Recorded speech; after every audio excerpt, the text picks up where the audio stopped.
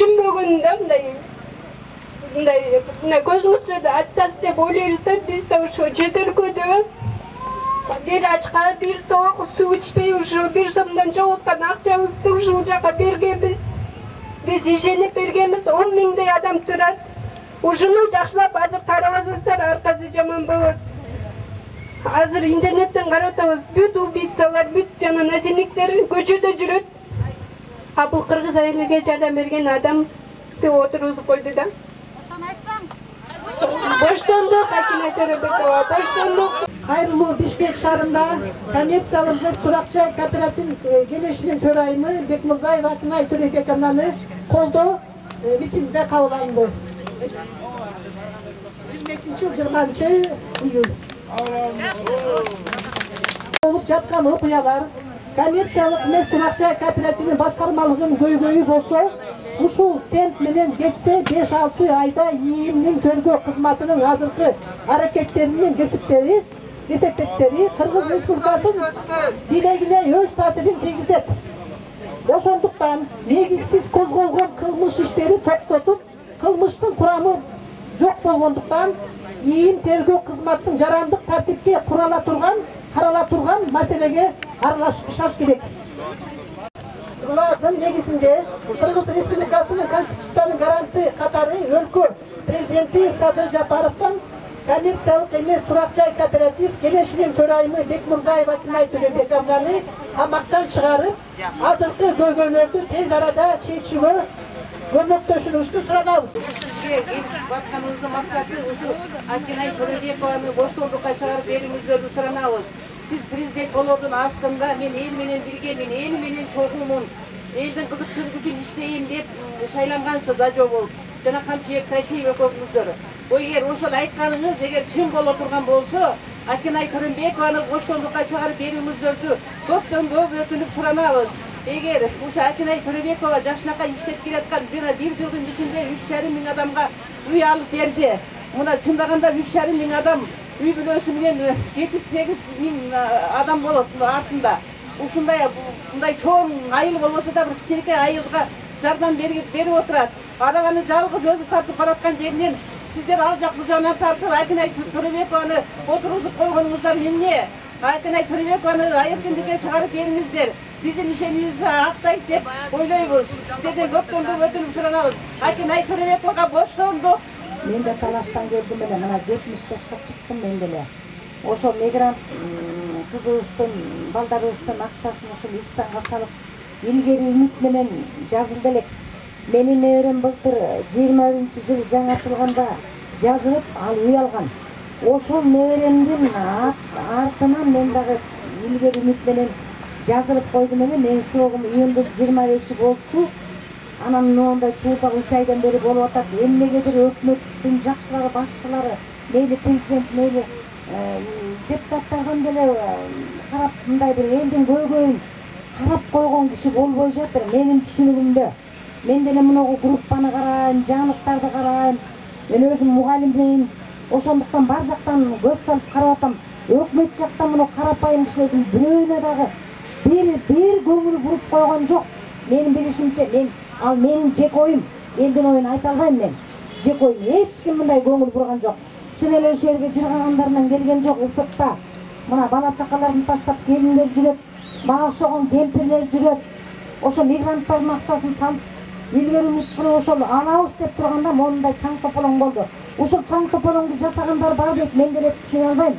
Жана Илимбек анан эмне деген балдар айтып атат, өздөрүнүн пайдасына ушинтип арыз жазып жана келинди карматты деп. Эми ал жоолукчан келинге деле ишенгенбиз, жанагы дин аалымдар деле сүйлөп атса, аларга деле ишенгенбиз.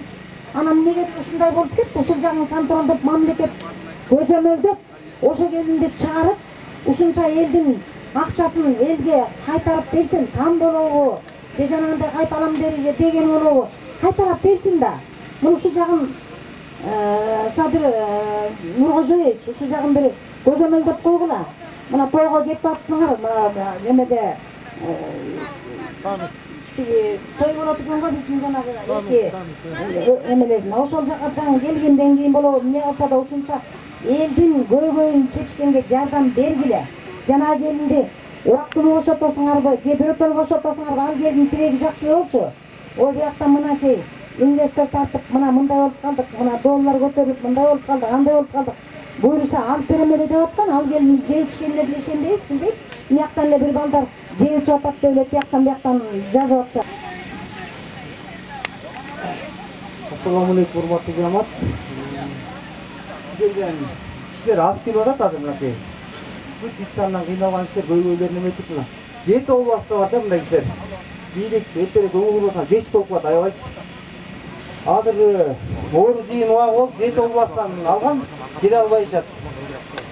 Эми чогулуп келсе, кийин болуп калат, эртеге чечип беришти өтүнөм. Урматтуу Садыр Нуркожоевич, урматтуу Ташиев агай, мен фашизмдин ушу өкмөткө өмүр бою 40 жыл 4000-5000 оклад менен иштеп, маданият тармагында пенсияга чыккан пенсионермин. Ошондо менин өмүр бою чогулткан акчам ушул Ихсан компаниясынын кооперативинин арасында турат да. Көйгөй абдан көп. Сиздер эгерде үй бере турган болсоңуздар, 40 жылдын ичинде банк аркылуу үй алсам мен эпак алмакмын. Эч качан доходум жетпей, барбаган банкым калган эмес. Доход аз болуп, күйөөмдүкү, өзүмдүкү аз болуп, балдарым студент болуп бербей койгонуңуздар үчүн 5 сомдон чогулткан акчамды, өмүр бою чогулткан акчамды ушул кооперативге салган болчумун. Ушул сөзүмдү айтып аткан сөзүмө өзүм жооп берем. Иштеген жеримден деле текшертип көрсөңүздөр болот. Карап көрсөңүз 40 жыл иштеп 4000-5000 сизге чоң рахмат. Мына биздин сизге өткөн айлыкты алганыма 2 ай болду. Ошо 5000 менен пенсияга чыкканмын. Эч кандай өкмөттөн жардам болгон эмес, ипотекага илинген эмеспиз. Ошон үчүн өзүбүздүн чогулткан акчаны кайрып берип, үйлүү кылганга жардам бергенге сиздин мүмкүнчүлүгүңүз колуңузда бар. Анан азыр алдымда бала айтып кетти, туура айтып атат. Эл толкуса абдан жаман болот. Ал сиздин башыңыздан өткөн. Азырынча мондай жакшынакай сөз менен элдер ак ойлор менен тынч сиздердин мэриядан уруксат алып митингге чыгып атабыз. Анан кийин элдердин да сабыры бүтөт. Анан сабыр бүткөндө баягы токтон албай калган азыр могу жерде көз жаштарын көлдөтүп ыйлап аткан жаштарды көрдүңүздөр. Жалал Абадтан, Таластан, бүт региондон келген апалардын көздөрүн көрүп атасыздар. Анан кийин бул нерсе түгөнгөн мезгилде аябай киши көп чыкканда ээ болуш аябай кыйын болот. Ушундай жаңы айыгып келгенде айыктырып койсоңуздар абдан жакшы болот эле. Рахмат. Акинай Төрөбекенага боштондук.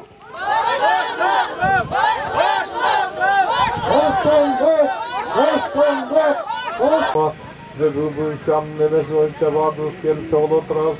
Akınay karnılaştırıcısı yok derden emetip kamat gördüğünüz nalogu tekşirmede kanday sürüsüz de abdeliyle kamat bir gün adamda kama oturat ende.